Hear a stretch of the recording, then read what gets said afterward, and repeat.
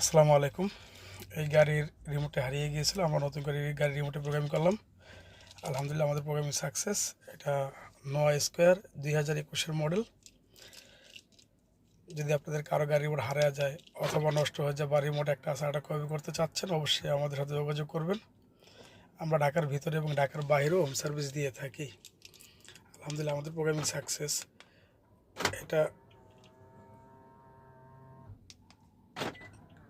lock, unlock,